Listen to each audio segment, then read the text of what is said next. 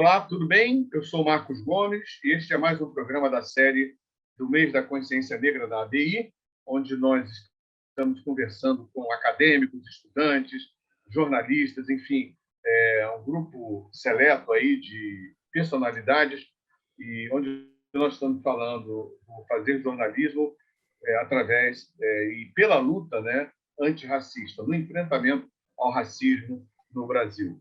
Hoje nós temos dois convidados, né? Aliás, uma convidada e um convidado, uma convidada especial e um convidado também muito especial. A Laíla dos Santos é jornalista, se formou em jornalismo aqui no Rio de Janeiro, na Uniswan, onde eu também me formei, por acaso, só que eu sou mais velha do que ela, então eu me formei na primeira turma de jornalismo da Uniswan. Ela é mais novinha, né? Quem sabe, né? Não se formou recentemente, coisa e tal. Essa história ela vai contar para a gente daqui a pouco.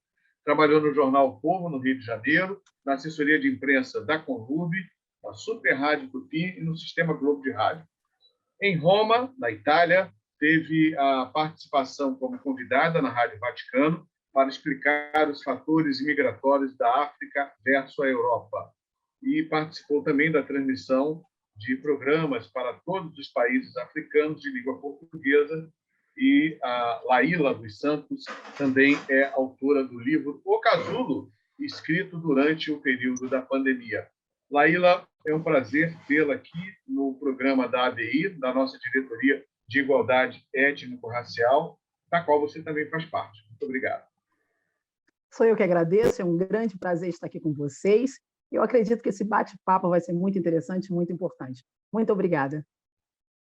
E o nosso convidado é o Gilberto Considone, ele é formado em jornalismo e ciências sociais pela PUC do Rio de Janeiro, trabalha como repórter do jornal O Globo e é colunista do coletivo Pretaria. Como pesquisador, trabalhou para a equipe do Museu Digital sobre Gilberto Gil, para o Google Arte Cultura, e fez também pesquisa e checagem para o podcast do projeto Querino, produzido pela Rádio Novelo.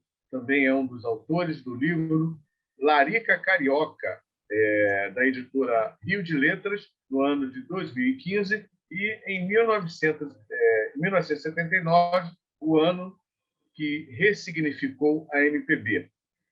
A editora é a Garota FM Books. O ano de lançamento é de 2022. Gilberto, muito obrigado por ter vindo. Vai ser uma honra e um prazer conversar com você aqui nesse programa da nossa Associação Brasileira de Imprensa, da Diretoria de Igualdade Étnico-Racial. Obrigado, Marcos. Muito honrado de estar aqui conversando com todos vocês. Conosco também Luiz Paulo Lima, nosso colega aqui da Comissão da Diretoria de Igualdade Étnico-Racial, para bater um papo com a Laíla e com o Gilberto. Vou começar com a Laíla, porque Dona Raquel, minha mãe, dizia o seguinte: preferência das mulheres, não deixe de dar preferência para as mulheres. Então, Dona Raquel, não esqueça os seus ensinamentos. Laíla, começamos com você. Vamos falar um pouquinho da sua história no jornalismo, né? Como é que você começa e o seu despertar para a comunicação, para a escrita, para o áudio também do rádio e também para o vídeo, né? Você hoje é uma palestrante. Eu assisti uma palestra da Laíla, Luiz Paulo e Gilberto. Olha, a moça não é brinquedo, não. Mas vamos lá, Laíla. Fala aí um pouquinho da sua carreira, início da sua carreira no jornalismo. Assim eu vou ficar emocionada e muito vaidosa. Então, prazer estar aqui com vocês novamente. O jornalismo já estava dentro de mim, né? Desde criança eu sempre falava: eu vou ser jornalista, eu vou ser jornalista. E eu me lembro que uma prima minha brincava comigo e dizia: Preto tem cada ideia, ela quer ser jornalista. Você já viu jornalista por aí? Eu falei: tem Glória Maria, então eu posso ser jornalista. Isso já veio crescendo, muito falante, gostando muito de ler. E aí eu começo a fazer a escola de jornalismo, né, que eu fiz na Uniswan, assim como você, Marco. Eu começo a fazer a escola de jornalismo e vou me encantando pelo jornalismo, e começo a trabalhar também como jornalista, né? Eu começo a trabalhar como jornalista no jornal O Povo do Rio, que foi uma escola para mim. Era tudo muito improvisado, você tinha que se virar literalmente.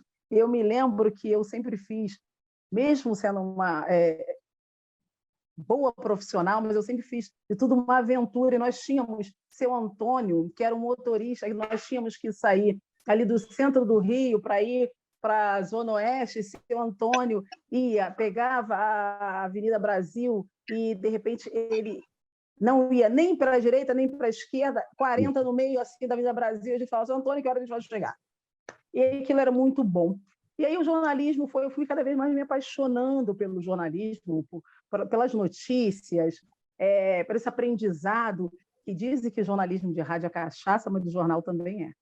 Né? Você entra na redação e, de repente, você não sai enquanto você não apura, enquanto você não tem a notícia, enquanto essas coisas não acontecem. E acontecia muito comigo. E a cada vez mais eu me apaixonava por essa profissão.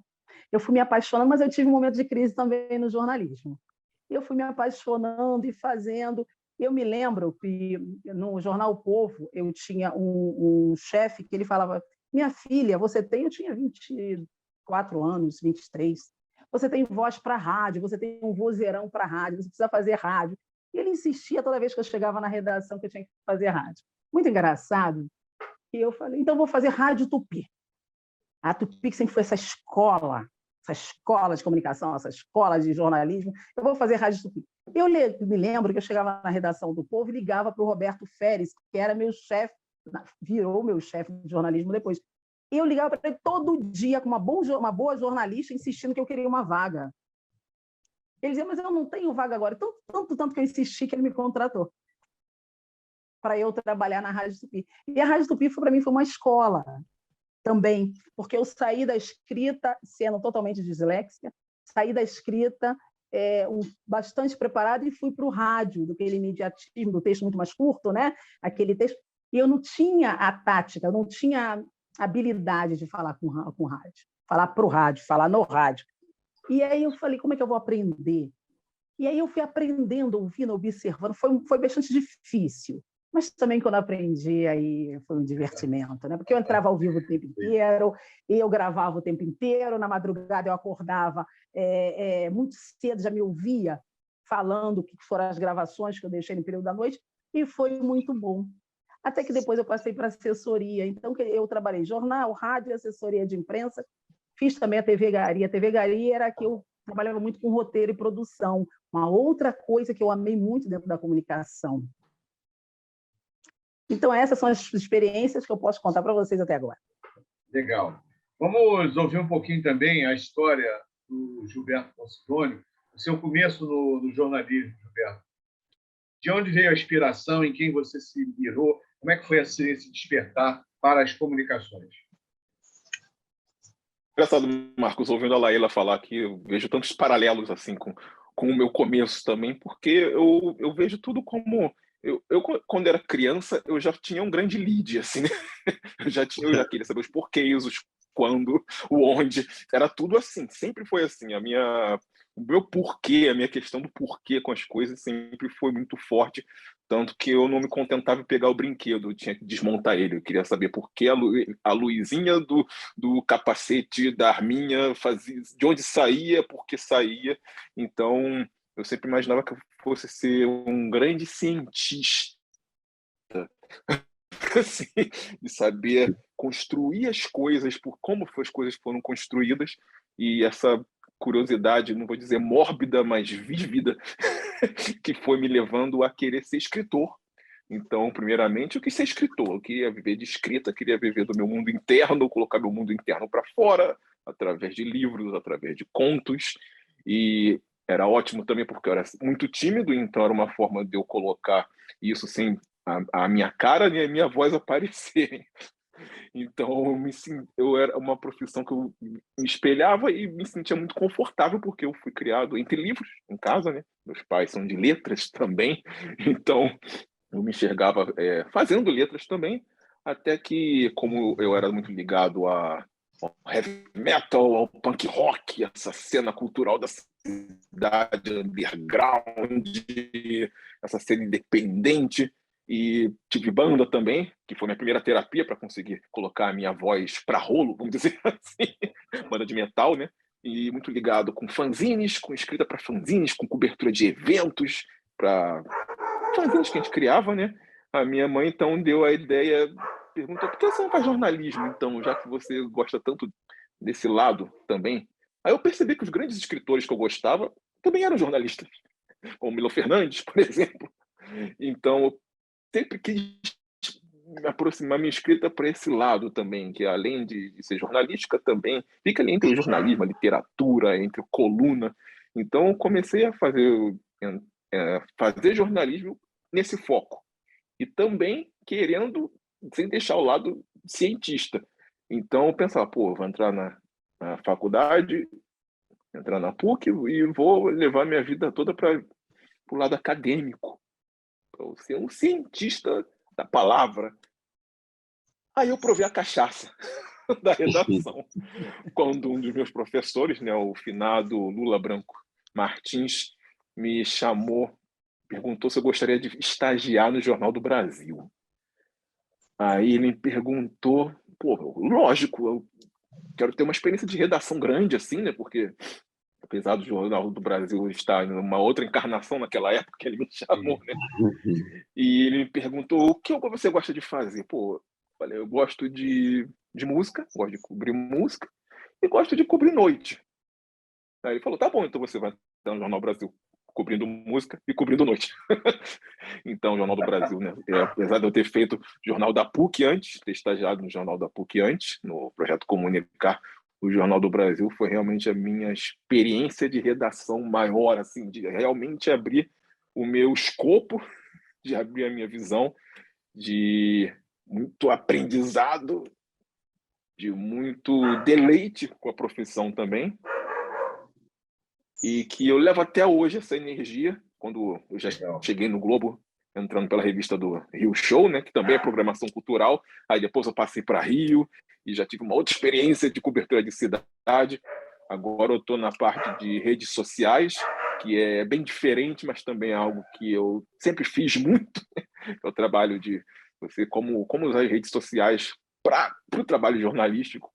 Então, eu vejo tudo como uma continuação, assim, e como se eu tivesse mesmo querendo seguir esse lado de ser o cientista da comunicação até hoje. Tanto que eu fiz ciências sociais logo depois que eu me formei em jornalismo. Então, eu tenho essas duas formações também. Então, é a minha eterna busca por essa criança perguntona. Eu creio que eu vejo que ela ainda também foi. Ok. Gilberto e Laíla, nós vamos ouvir agora a pergunta do Luiz Paulo. Contigo, Luiz. Começar com a nossa Nizinha carioca. É o seguinte, eu acho como a gente se conhece tão pouco tempo, mas é muito intenso, né? Tem muitas coisas interessantes assim que aconteceram num tempo muito curto. Mas duas linhas que me chamaram bastante atenção em você. Uma é de como é importante a questão da educação, né? A leitura, a coisa enveredar por essa linha, e a outra é o empoderamento feminino, né? Tem várias falas suas, né, que afirmam isso, né, de como as mulheres hoje são solução, né, pro caminhar, né? Eu acho que é civilizatório, é irreversível. Se não tiver mulher na frente, a gente a coisa não acontece. Ou acontece faltando muitas coisas. Então, eu queria que você comentasse um pouquinho isso, para a gente começar aí, para conhecer. Na verdade, a expectativa é para conhecer você mesmo, os seus valores, aquilo que você acredita de fato e aquilo que você pratica, né? Porque tem isso também. A questão da coerência, né? A gente pode ir lá para a filosofia grega, a questão da coerência daquilo que você fala, daquilo que você pratica, tem que estar muito, muito, muito bem um agarradinho com o outro. A questão da educação não vai ter nenhuma solução. Vou falar do Brasil, porque eu sou brasileira, moro aqui, vivo aqui, amo meu país. Não tem nenhuma solução para o Brasil, senão por meio da educação. A educação de base, a educação escolar, eu costumo dizer muito, eu estou sempre conversando com meus filhos, inclusive, eu tenho 3, e eu falo para eles, o que me salvou foi a educação. Salvou de quê? Salvou de todas as mazelas. Salvou de todas as problemáticas sociais que a gente vive no Brasil, foi a educação. Que meus Laíla, pais, principalmente... Oi? Nós estamos mostrando agora a fachada da escola onde você estudou, né? Grupo Escolar Doutor Memória. Doutor Memória. Eu sempre estudei escola pública, Doutor Memória. Minha escola, minha escola. Em Niterói, né? Lá no Cubango, no bairro que eu nasci, né? Essa escola fica embaixo, eu nasci no morro, bem em frente. E passei minha juventude nesse bairro. Nossos amigos todos estudavam aí, e eu fico muito emocionada quando eu vejo essa escola. E essa educação, né? E meu pai, que era na época, quando eu era muito pequena, alcoolizado, nos momentos que ele não bebia, ele lia Machado de Assis para mim. Então, meu pai sempre leu muito. Eu me lembro que algumas vezes, a questão da educação, algumas vezes que eu discutia com meu irmão por ciúme, né? E aí eu chamava meu irmão de escroto. Você é um escroto? Aí meu pai chegava, aquele homem de quase 2 metros de altura, mas com uma delicadeza de uma dama, olhava para mim e dizia assim: Laíla, um vozeirão, todo de seu Lázaro, né? A língua portuguesa é tão rica, esse escroto, onde foi que você encontrou? E essa educação, meu pai, ele estava sempre lendo, o Navio Negreiro, eu sabia de cor salteado, meu pai me lia, recitava para mim o Navio Negreiro, ele lia Machado de Assis. Essa importância desse homem na questão da educação na minha vida foi muito importante. Então, hoje, quando eu volto ao bairro que eu nasci, no Cubango, que os meus amigos me admiram tanto, eu me pergunto, por que tanta admiração? É porque eles veem em mim, eu acredito, algo que eles gostariam de ter sido estudado, né? De ter essa entrada em todos os lugares, mas uma entrada também verbal, sabe? E aí eu percebo que da caverna de Platão, sabe? A gente precisa ver a luz, observar que a luz vai muito além da luz, mas vai muito de uma espiritualidade, de um crescimento intelectual, de uma humildade, e voltar para dizer, tem luz fora dessa caverna, ou seja, fora desse sistema tão perverso que te mantém ali nessa nova senzala chamado, muitas vezes, comunidades ou periferias. Então, eu volto para lá, né, para dizer, eu fui você ontem, eu também estava na mesma situação, porque o que eu percebo quando eu faço as palestras, todas gratuitas, nas comunidades, é que, quando eu termino, vem uma avó, uma tia conversar comigo, e provavelmente vocês não têm a mínima ideia de como a comunidade está sofrendo. Uma coisa é você ouvir nos meios de comunicação oficiais, nas redes, onde vocês quiserem. Outra coisa é você olhar nos olhos dessas pessoas. Eu vou contar uma história que ficou marcada. Minha filha estava comigo, eu falei, vem comigo, vamos, você faz as fotos, que é importante que você saiba o que acontece. Minha filha nasceu na Europa, está no Brasil há 6 anos. Vamos para a comunidade comigo. Nós fomos para uma comunidade e tinha uma festa. No final dessa festinha, ela fez algumas fotos, uma senhora me chamou para a mesa para conversar. Essa senhora estava com a bisneta, deveria ter 7 ou 8 anos, e essa senhora falou, a sua história lembra a minha. E a gente começou a conversar, minha filha ao lado, e essa senhora falou, está vendo essa criança? Ela é fruto de estupro coletivo. E a criança ficou pequenininha, e eu fiquei menor ainda. Eu tentava fazer sinal para ela não continuar. E ela concluiu dizendo, a mãe dessa criança, todos pediram para eu contar que a mãe dela morreu de Covid. Ela morreu com um tiro de fuzil na cabeça. A criança ficou menor ainda e eu menor. Então, por que eu estou falando isso? A comunidade sofre. Como a gente pode esperar uma sociedade melhor, mais justa, com esses casos que eu estou contando? O que você espera de uma criança dessa e de uma bisavó que está criando uma criança dessa? Então, tudo é educação. Tudo. No Brasil, é mais que necessário que nós tenhamos escola em tempo integral, assim como foi o projeto de Darcy Ribeiro. Eu, como ativista pela educação, vou insistir até meu último suspiro, que é mais que necessário. Por quê? Maria, quando sai da comunidade, ela deixa o filho dela numa escola de qualidade, em tempo integral, e vai trabalhar. Maria, às 7 da noite, volta, ela deixou 7 da manhã e tirou 7 da noite. Nós temos dinheiro para isso. A educação é investimento. Obrigado. Não, eu. Fica à vontade. Não, Laíla, eu te cortei. Conclua, por favor, só para concluir, para depois a gente passar para o Gilberto. Luiz. Não, a conclusão é essa, que nós precisamos combater. Na Europa, por exemplo, que eu morei 16 anos, você vai preso se uma criança não vai para a escola. No Brasil, é normal você ver uma criança fora da escola vendendo bala ou pedindo alguma coisa na rua, quando ele deveria estar na escola. Então, é sobre essa questão. Empoderamento da mulher. A mulher já nasceu empoderada por si só. Meu pai costumava dizer, volto lá para o seu Lázaro, o grande homem da minha vida. Meu pai costumava me dizer o seguinte: o homem, ele nasceu de uma mulher. Ele foi criado por uma mulher e ele morre no braço de uma mulher, normalmente. Legal. Luiz, manda mais uma pergunta aí agora para o Gilberto. Vamos lá. Então, Gilberto, é o seguinte, você conhece Living Color? Deve conhecer.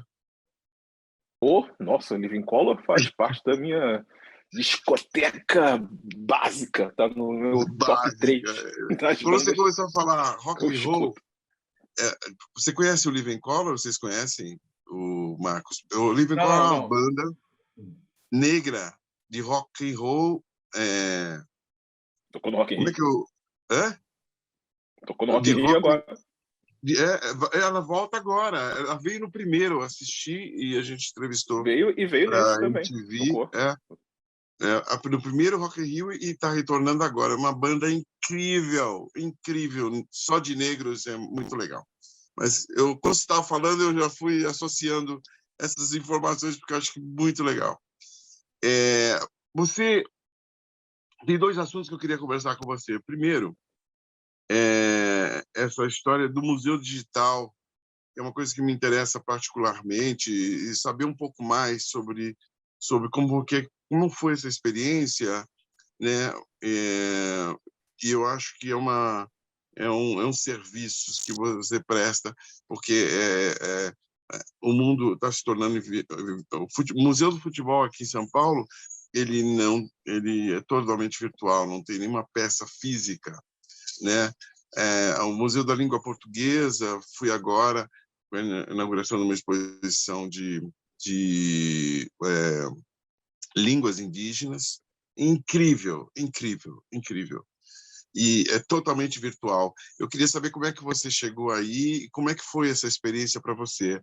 E a outra pergunta, só para complementar, ou a gente pode deixar um pouquinho para frente para falar sobre a Pretaria, que é essa plataforma, né, que eu acho que essa experiência que a gente está tendo aqui mostra que esse caminho das novas plataformas é que está dando a grande novidade, né, está prestando o melhor serviço quando se fala em comunicações de massa, assim.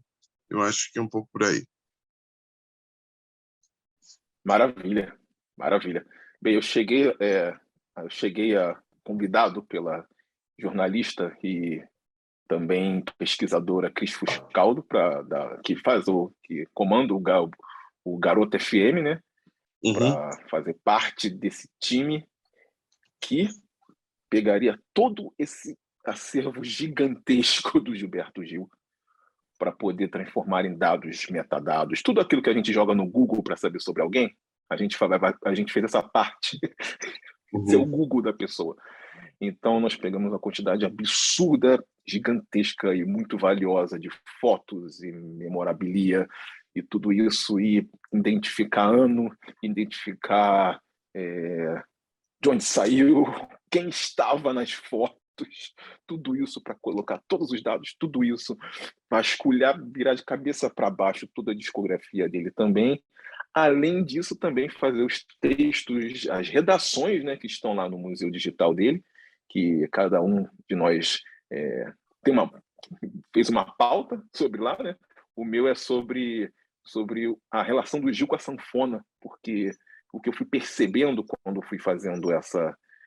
É muito interessante quando a gente conhece o artista, né? Como o Gil, todo mundo conhece o Gil, pelo menos uma música do Gil, e como eu sempre escutei o Gil, mas quando você vai fazer uma pesquisa e você começa a escutar tudo de novo, você começa a perceber muitas outras coisas que você nunca tinha percebido antes, quando você era só um mero ouvinte, um mero fã. Então eu fui percebendo como a relação do Gil com a música nordestina regional tradicional, que ele sempre fez ele vai lá em cima e volta, ele vai lá na tecnologia e volta para o básico, para a terra dele, e isso sempre chamou muito a minha atenção, e isso tinha profunda relação com a sanfona. E esse é um dos textos meus que estão lá, sobre a relação do Gil com a sanfona, como ele sempre fez isso, principalmente inspirado no primeiro rockstar, no primeiro popstar do Brasil, como ele fala, né, que é Luiz Gonzaga. Então, foi algo que você vê um artista dessa magnitude fazendo questão de fazer essa volta, esse resgate, mostrar de onde veio e de onde vieram as suas ideias, eu acho de uma generosidade tão gigantesca. E poder colocar isso numa plataforma tão democrática que é a internet, né? A gente viu que o primeiro museu digital sobre um artista no Brasil foi sobre o Itamar Assunção, né? Que lançou antes, lançado pela filha dele, né? E que você vê lá de um artista que por tantos anos foi tido como maldito e que pelo menos de uns 10 anos para cá está sendo tão resgatado por tantos artistas novos, e agora você tem uma plataforma onde você pode saber tanto sobre Itamar Assunção. É muito interessante, muito legal. Um museu virtual, totalmente virtual, né? É um museu totalmente virtual. É um museu onde você navega sobre a obra. Essa obra você pode ver, você pode escutar, que você pode saber. É totalmente virtual, tá lá no Google Arts and Culture, o do Gilberto Gil, né? E indo para o Pretaria, né, que é o nosso grande coletivo, aí, formado pelas minhas irmãs, né, que é a Maria Amália Cursino e a Catiuxa Vatuzzi. E a gente, quando elas me chamaram, né, participei de um evento com elas, de uma palestra sobre o Dia Mundial da Criatividade, e elas me convidaram para ser colunista. Foi algo que eu percebia que, nossa, muita gente quer ser antirracista, muita gente quer conhecer autores negros em as mais diversas plataformas profissionais negros, o que nós estamos falando entre nós, né? Mas não sabem exatamente como fazer isso, como começar. Tem medo de começar também, porque muitas vezes a pessoa tem uma ideia que às vezes é tão básica, a gente já está tão avançado, né? Umas discussões, a gente não quer mais saber de coisa boba, tipo, mas pode falar preto ou tem que falar negro, essas coisas que a gente discute. Então, o Pretaria serve... O Pretaria serve justamente para trabalhar essa comunicação antirracista interseccional de um jeito que ela possa entrar nas escolas, que ela possa entrar nas redações, que ela possa entrar nas faculdades, que ela possa entrar onde ela puder entrar. Assim. Então, o que a gente faz é fornecer, acho que, ferramentas para essa grande luta, essa grande batalha, e esses grandes nomes que geralmente a gente não vê, que saem da boca das pessoas tão fácil. Assim. A gente vê as pessoas sabendo escrever Nietzsche de uma forma tão fácil, e a gente não vê, às vezes, pessoas engasgando para falar Chimamanda, para falar até José do Patrocínio, sabe? Então, acho que o mote do coletivo Pretaria é esse, é levar esse conhecimento mesmo, e levar as ferramentas para isso também. Tá. E a resposta tem sido positiva? Como é que tem a audiência? Tem sido positiva, apesar de toda a dificuldade que a vida adulta dá, né? Que a gente precisa ter os nossos trabalhos, os nossos empregos, as nossas produções, e no meio disso tudo fazer também esse trabalho, mas tem sido muito positiva, está sendo muito interessante. Eu falando como colunista, né, eu vejo que as pessoas agora elas esperam que a coluna saia. Assim, eu vejo que agora gerou essa expectativa das pessoas esperarem que a gente produza alguma coisa sobre determinados assuntos ou de outros que às vezes passam pelas redes e que muitas vezes não tem a devida atenção ou a atenção que a gente acha que deveria ter tido naquele momento. Então, acredito que agora o Pretaria está começando a ter pelas minhas colunas, né, pelos acessos que eu vou vendo, está começando a ter um fluxo de pessoas de fora das nossas bolhas também. Eu acho que é muito importante ter isso, ter a capacidade de furar uma bolha, né? Como uma seta. Uhum. Ah, legal, Olha aí a estou nossa vendo família. aqui. Aqui tá a página do Coletivo Pretaria no Facebook, né? Uhum. Isso. Aqui mostrando. Olha o Gilberto aqui, né? Esse é o cara, hein? É o Mas não é cara. o cara Cabelo menor como aí, Obama né? falando pro Lula, não, hein? É diferente. É diferente.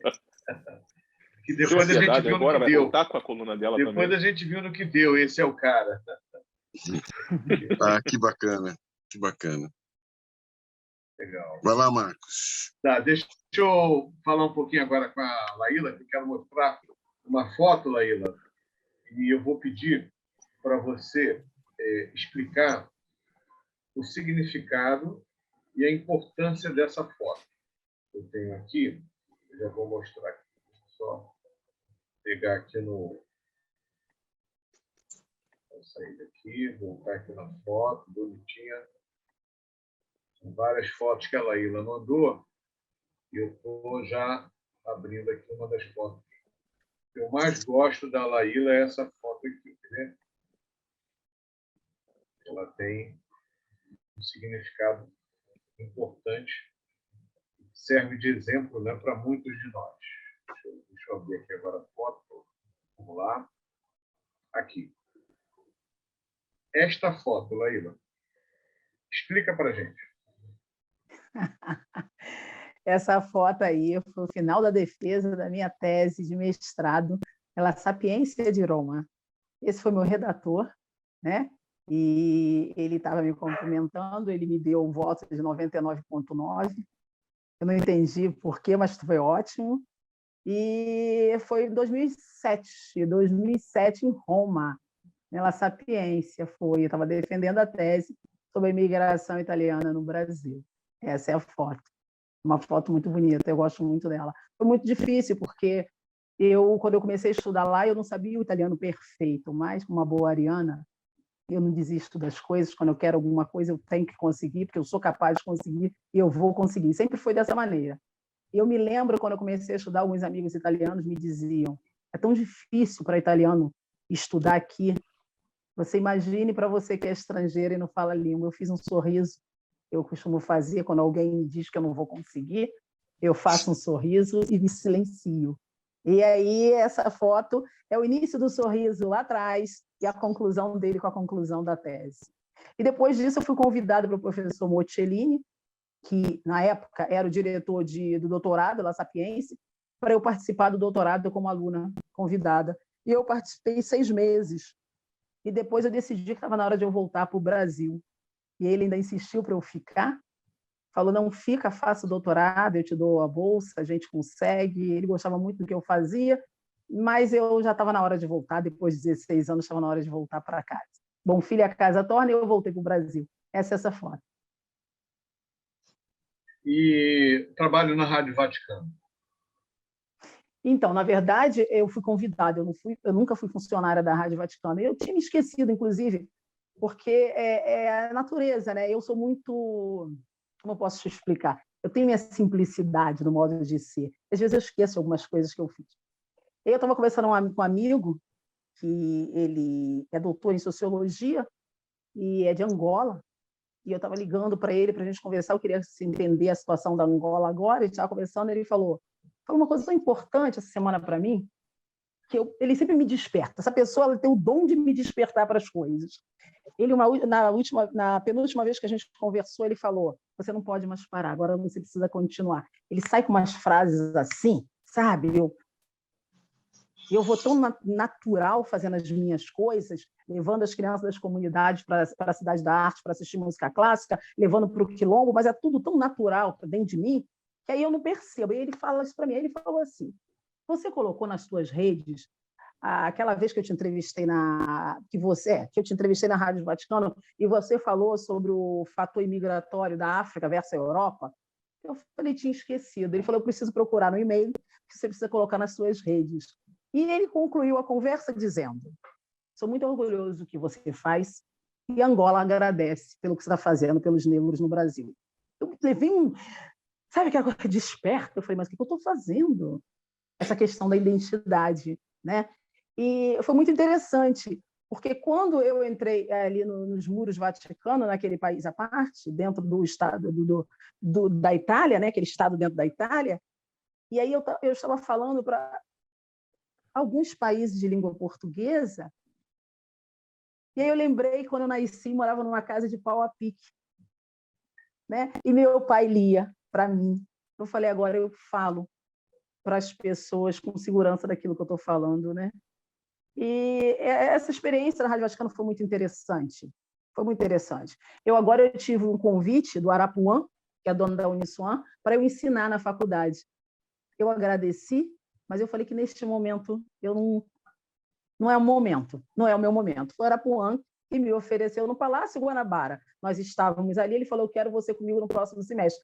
Eu agradeci, mas não é o meu momento. Inclusive, ele me segue nas redes sociais. Ok. Tá bom, Laila. Daqui a pouco a gente volta para falar sobre o casulo. Pega o livro aí que a gente vai falar sobre ele daqui a pouco. Luiz, Está aqui, está aqui. Ok, rola uma bola aí para o Gilberto, Luiz. Tá, deixa eu ver aqui. Vamos introduzir, né, Marcos? Eu não sei quanto tempo a gente já tem de entrevista, de conversa, mas... A gente ainda tem um tempinho, mas não podemos deixar de falar do livro, né? Do Gilberto. São duas obras, isso, né? Larica exatamente. Carioca e, em 1979, o ano que ressignificou a MPB. Então, eu queria... a literatura, ela fez parte da sua vida desde sempre, ou ela teve momentos que você despertou? Porque uma coisa é trabalhar no rádio, é falar, outra coisa é escrever sobre aquilo que você está vivendo e tal. Então, eu queria entender um pouquinho de como que a literatura em que fase ela entrou na sua vida e como é que foi essa introdução. Quer dizer, qual foi porque assim, eu acho que é muito legal saber que a gente gera um pouco de insegurança, mas de outros momentos você tem uma fluidez incrível, a coisa bate, você escreve e a coisa acontece. Então, eu queria saber como é que foi você nessa entrada na literatura. E fale dos seus livros, por favor. Boa pergunta, Luiz, porque eu lembro da primeira vez que eu peguei uma coisa que eu li, a primeira vez. Até hoje eu lembro a experiência, que foi uma revista Manchete que eu peguei com uns 4 anos e pouco na escola, e eu comecei a ler uma matéria falando sobre inflação, assim, porque eu puxei de uma pilha que estava lá, que era só para crianças recortarem, né? Porque nessa época eu estava naquela alfabetização muito básica, né? 4 anos. Só que eu comecei a ler a matéria e eu lembro das pessoas falando, tá lendo, tá lendo! E as professoras me pedindo para ler outras coisas, para ver se eu estava lendo mesmo, ou se eu estava lendo, sei lá, vendo a imagem e deduzindo pela imagem. Então eu lembro dessas provas assim, e aí eu percebi a primeira vez o que é a mágica da leitura, o que a leitura causa nas pessoas quando você...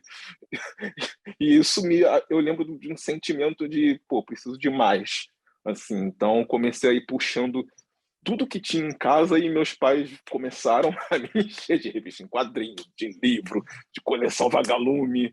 E antes disso mesmo, claro que meus primeiros contatos com a mágica literária vieram dos meus pais, vieram principalmente meu pai, que fez grego na FRJ, e as minhas canções de ninar eram todos os mitos gregos.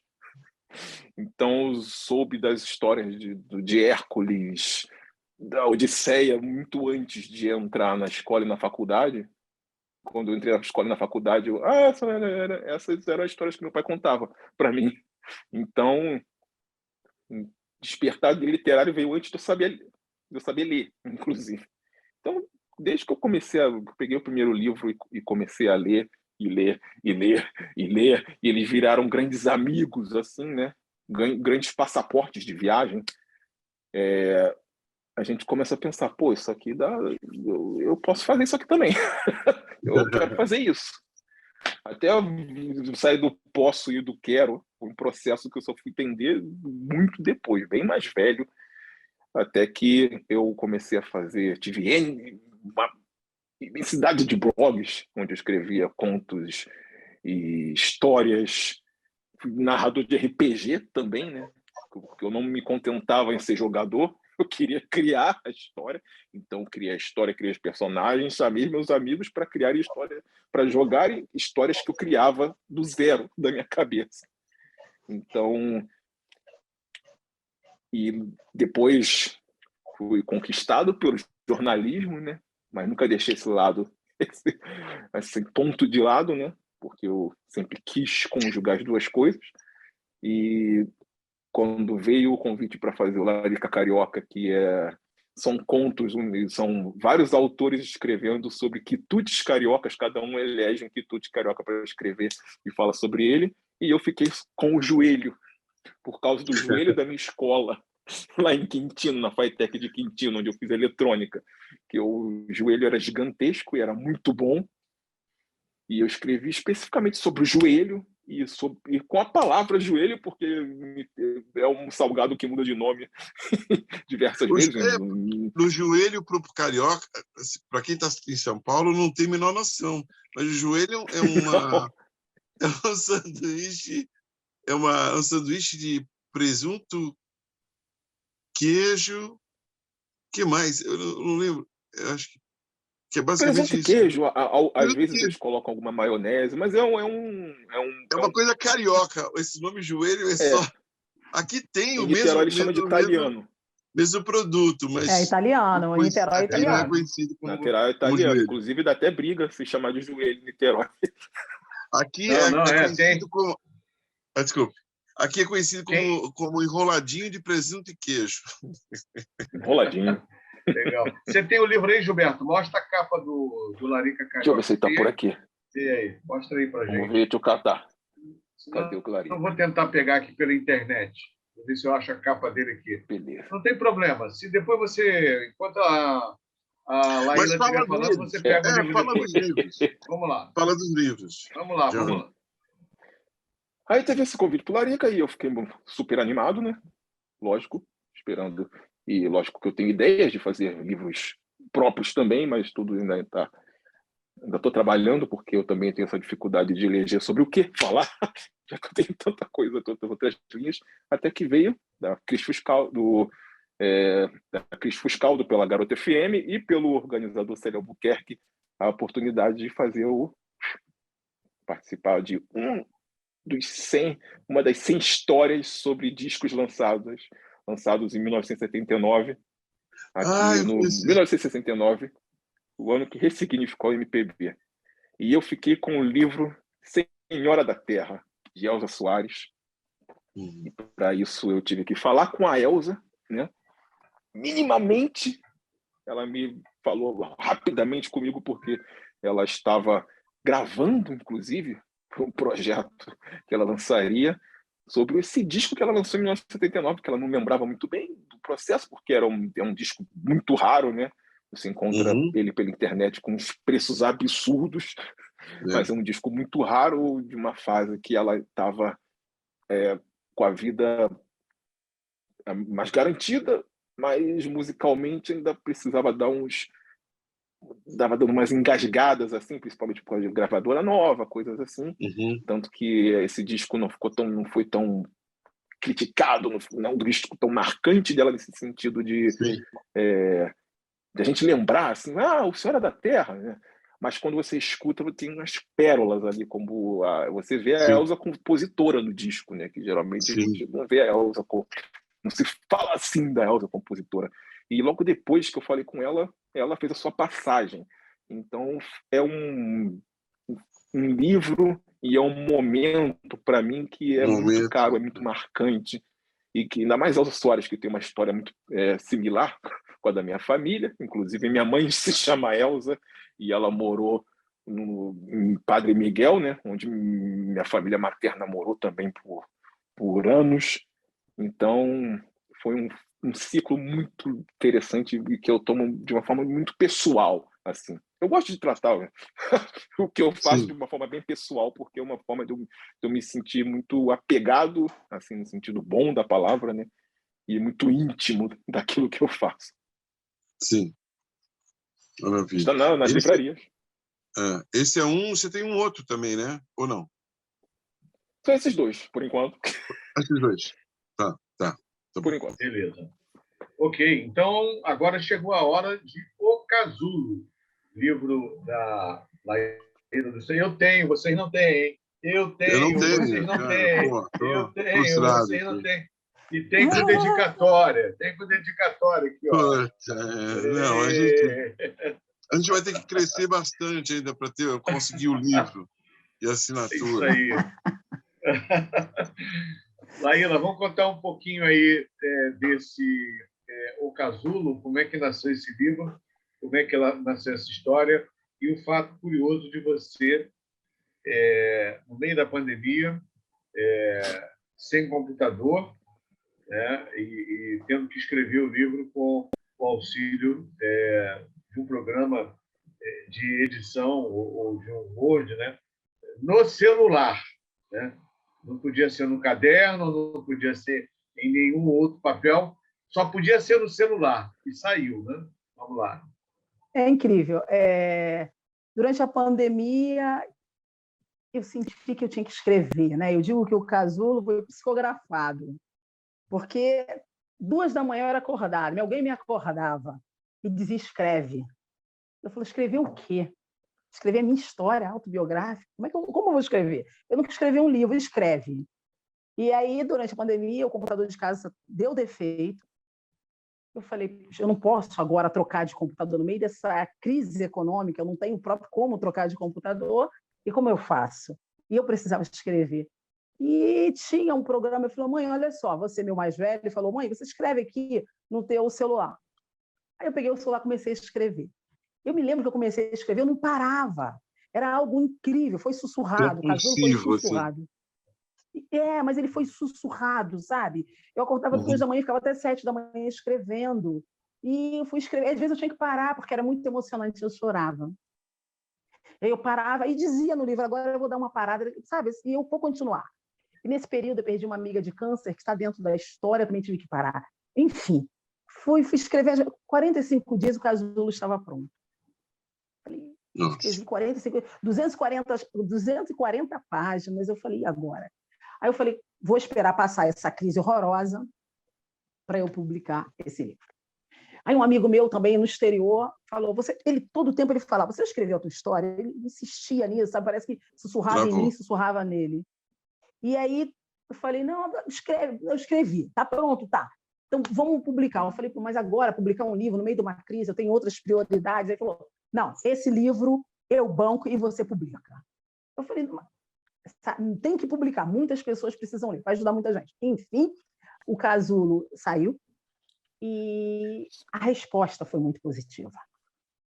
Porque eu consegui, trabalhando como roteirista no passado, eu consegui roteirizar minha história. Então, eu consigo trazer o leitor para dentro das minhas vivências naquele momento. Né? E as pessoas viajam comigo, se emocionam comigo. Eu ouço, né, o feedback de quem lê me dizendo, eu peguei esse livro e não consegui parar de ler. Eu consegui ler em 24 horas esse livro, porque eu não conseguia fazer nada, eu quero ler. E aí eu fico muito emocionada. Ontem mesmo eu recebi um rapaz dizendo, eu estou lendo o teu livro, é porque o casulo é uma história muito parecida com outras histórias, mas contada de uma maneira muito leve, muito delicada, procurando sempre o positivo no meio do caos, procurando sempre uma mensagem no meio de um grande drama, sabe? Então, eu estou muito feliz, porque eu percebo que o casulo consegue atingir, independente de classe social, qualquer pessoa.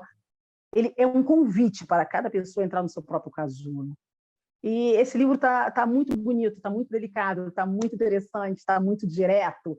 Tá? Eu falo o tempo inteiro de racismo no casulo sem nominar racismo.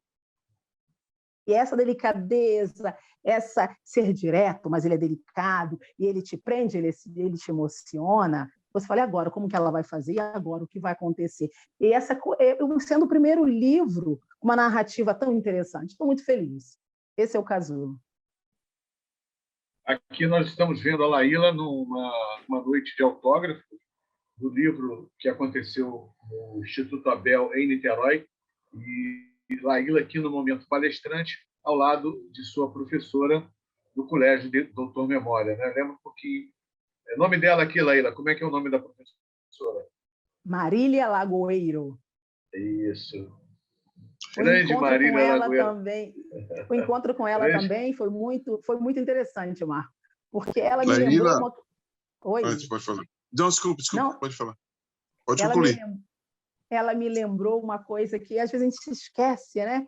Ela falou... Um dia eu estava tomando um café na casa dela, há mais ou menos uns 8 meses, ela falou para mim assim, eu me lembro da primeira vez que eu te conheci, que eu falei, Laila, você esperou terminar a chamada e falou, eu me chamo Laíla, você já sabia quem você era. Eu falei, quem é essa menina? E ela foi dar uma aula e ela queria falar do Sem Terra, né? do pessoal Boia Fria. Eu falei, posso falar sobre o Boia Fria? Ela falou, de novo, essa menina, quem é essa menina? Aí ela falou, pode. Eu falei, eu já trabalhei como Boia Fria. E eu dei a aula no lugar dela, porque eu fui para o interior de São Paulo, queria voltar para o Rio de Janeiro, tinha gastado dinheiro todo, e minha tia falou, espera a tia receber daqui a uma semana ou 2, não me lembro, que a tia vai te dar o dinheiro para você voltar. Eu não vou esperar por ninguém. Eu trabalhei um dia de Boia Fria, aí eu contei a história dentro da sala de aula e acabei dando aula no lugar dela. Ela estava me lembrando isso. Laíla, Marco, deixa eu fazer um complemento aqui. O Casulo, quer dizer, esse título, acho que... O Luiz travou, né? Um pouquinho aí. Travou, deu uma travada. Daqui a pouco o Luiz volta. Gilberto e Laíla, certamente a gente vai esperar o Luiz Paulo voltar, mas eu já queria... O eixo dessa história, okay. Eu acho que tem muito relacionado com o título. Oi, desculpe. Luiz, a sua comunicação travou um pouquinho e a gente não ouviu o início da sua pergunta para a Laíla. Pode repetir, por favor? Continua travando um pouquinho, continua travando. Mas vamos lá. Está travando. Sobe um pouco mais. Está ouvindo agora? Não. Agora sim. Agora sim. Voltou. Tá.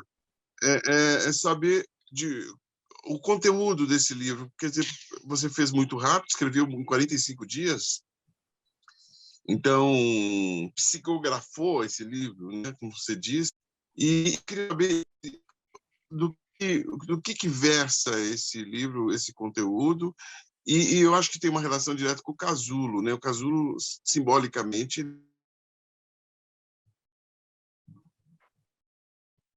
Eu acho que eu posso responder. Eu posso responder, será? Ok, pode.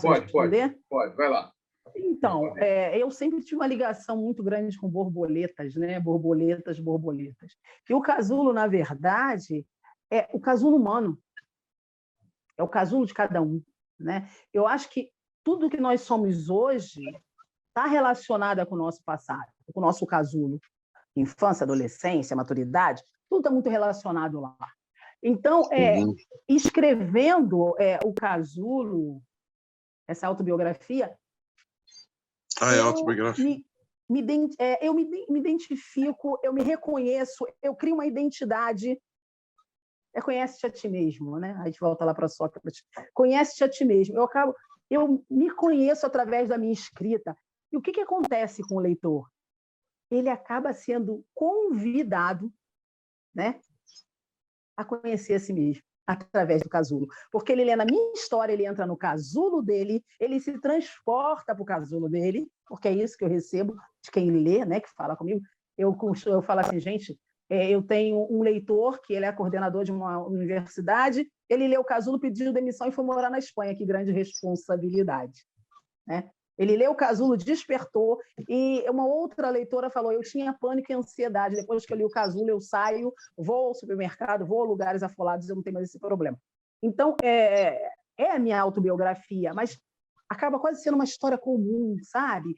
E essa leveza na dor, acho que é interessante, a leveza na aventura, que não tem só dor. O casulo é uma aventura, o casulo é um divertimento. Não sei se eu te respondi, Luiz. Não, foi fantástico, muito bom, obrigado. De nada, eu que Bom, agradeço. nós já estamos indo para a parte final desse primeiro encontro nosso. Ouviu, Gilberto? Ouviu, Laíla? É a primeira vez. Claro. De muitas, né? Teremos muitos encontros, muitas reflexões, né? Pensamentos, enfim. Ouvir vocês é importantíssimo e com certeza a gente vai poder dialogar, referências, não só aqui no meio virtual, mas também no modo presencial, no auditório da ABI, né? Onde nós nos reunimos em grandes grupos, mas também tem salas menores. Mas nós queremos também expandir a ABI, né? Então nós temos que ir para São Paulo, para Salvador, para Recife, para Porto Alegre, enfim, a ABI como essa instituição nacional fundada por um jornalista negro, né, o Gustavo de Lacerda, há 114 anos, né, nós temos muito que fazer em 3 anos, né, preencher em 3 anos uma lacuna que não foi preenchida em 114 anos, apesar, né, dos esforços, né, e de toda a luta de companheiros jornalistas, né, como Carlos Alberto Oliveira, o Caó, né, senador Abdias do Nascimento, o próprio Gustavo de Lacerda, Luiz Gama, Antonieta de Barros, né, são os nossos antepassados. Mas vocês são o presente, né? Vocês estão aqui. E eu queria saber de você, Gilberto, como é que você lida hoje com essa questão de ser jornalista, fazer comunicação e, ao mesmo tempo, lidar com tanta desigualdade que nós temos hoje no Brasil, né? Sabemos que a lei de cotas abriu espaço para muitos, mas saindo da faculdade, o emprego não é garantido, principalmente no mundo em que a gente vive, né? Que há uma transformação muito grande.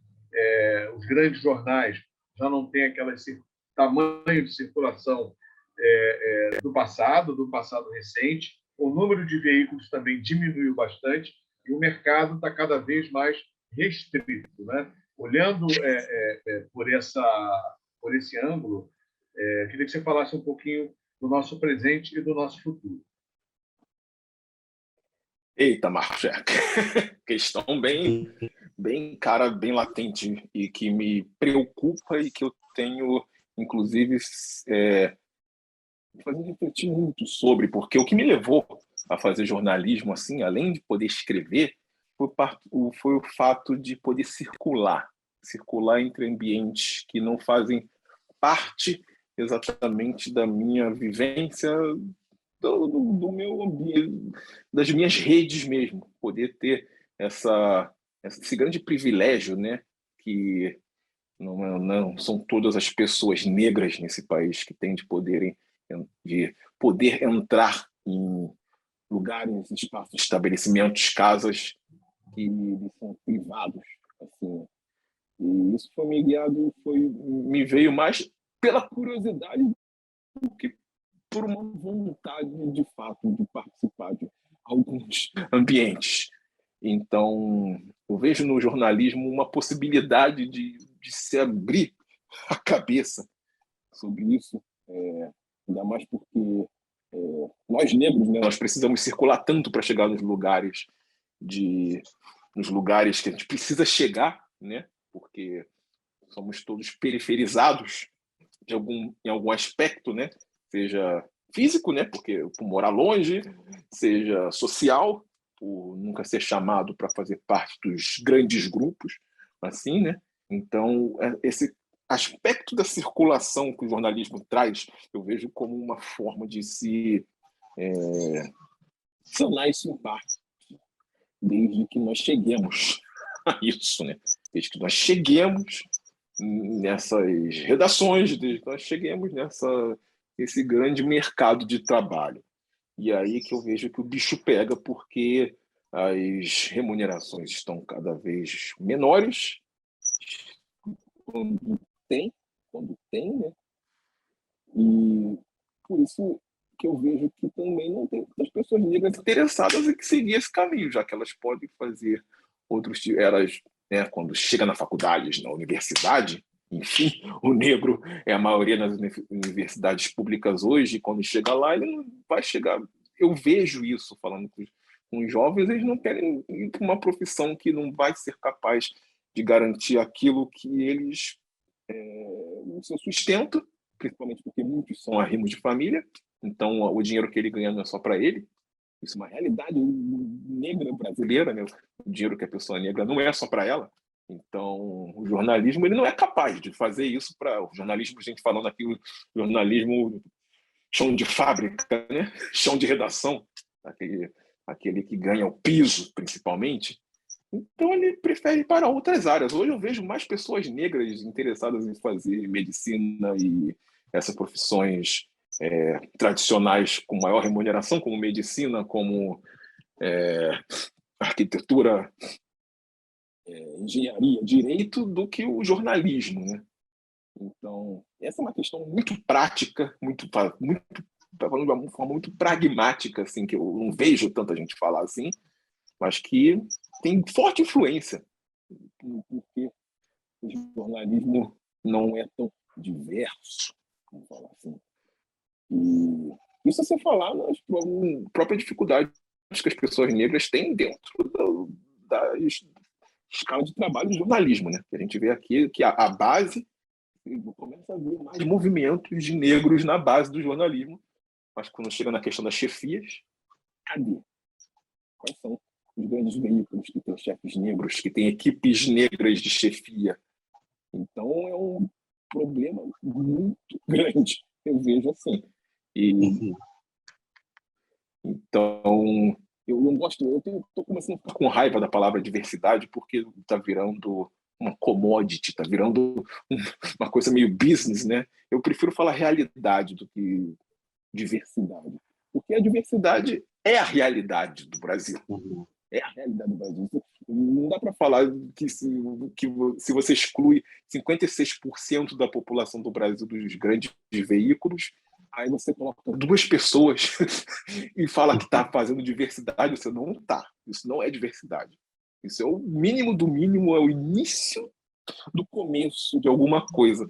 Então, eu prefiro falar em ser verdadeiro. Você está sendo verdadeiro na sua empresa, em vez de falar de diversidade, que aí vira uma coisa meio fluida até, né? Essa é uma das coisas que eu tenho pensado. Ok. Luiz, eu vou passar a bola para você e você aí faz a última pergunta para a Laíla. Não sei se o Luiz está aí. Está me ouvindo, Luiz? Oi, eu estava fora. Está me ouvindo agora? Então, sim, agora sim. Travou aqui. Travou. Não, está tranquilo. Agora voltou normal. Eu vou passar para você, Luiz, para você fazer a última pergunta para a Laíla. Pode ser? Vamos lá? Pode, claro. Sempre a penúltima, né? Porque a última está por vir ainda. É verdade. Bem lembrado. Bem lembrado, filósofo. A penúltima. Filósofo. Não, assim, quais são os seus planos? Eu queria assim projetar um pouco, porque esse livro, o Casulo, ele está sendo muito bem recebido, né? As pessoas têm comentado bastante sobre o livro, né? Você tem ido a vários lugares falar sobre o livro, sobre aquilo que está o conteúdo do livro. E assim, quais são os seus planos para o livro ainda? E o que você está projetando para os próximos tempos, vamos dizer assim? O que está te orientando esse projeto? Você tem esse projeto, né? Então, ontem eu estava conversando com uma amiga e ela estava me perguntando, você está escrevendo qualquer outra coisa? Eu falei, estou escrevendo. Estou escrevendo As Viagens de Kawame, que são histórias inventadas, muito interessantes, estou no 7º capítulo, mas eu estou indo muito, muito devagar com a viagem de Kawame, porque Kawame é o nome africano, porque o casulo ele ainda tem muito suco para dar. Eu não posso abandoná-lo, tem que ser um trabalho paralelo. Por quê? que o casulo ele precisa se transformar num filme, né? O casulo ele precisa ser roteirizado, ele precisa se transformar num filme, porque o casulo é muito, muito, muito, muito interessante. O casulo não pode. Então, eu preciso escrever, paralelamente, eu preciso continuar cuidando do casulo, divulgando o casulo, falando sobre ele, tentar negociar para que o casulo se transforme em longa-metragem. E esse é a ideia dos planos que eu tenho para o futuro. É fazer o casulo se transformar no que é necessário que ele se transforme. E para que ele possa alcançar o maior número possível de pessoas, não só no Brasil, mas fora dele. Porque o casulo ele tem um conteúdo muito, muito precioso. Tem muita espiritualidade, tem muita calmaria, tem muita resiliência, tem muito racismo, tem muita força. E o casulo eu não posso deixá-lo. E a gente precisa continuar com o casulo, paralelamente, fazendo outras coisas. Mas o casulo precisa continuar. Ele precisa se expandir muito, muito mais. Mas muita coisa. E é isso. A gente está traduzindo o casulo agora em italiano, para a língua italiana, logo depois a gente vai traduzir para o inglês, e a gente vai continuar aí meio que protegendo e levando esse casulo para ele chegar onde é necessário que ele chegue. Que bom, que bom. Vamos seguir, então, aí a trilha da Laíla dos Santos, na sua construção literária. Vamos seguir também o Gilberto. Vocês têm rede social? Vocês gostariam de compartilhar aqui com os colegas da ABI, se quiserem conhecer mais o trabalho de vocês? Gilberto, quer deixar um endereço da página lá do Pretaria, ou enfim, só para quem quiser ter mais detalhes, mas depois a gente coloca aqui na descrição também, né? Aí você coloca para a gente, e eu coloco na descrição aqui desse vídeo para o YouTube, né?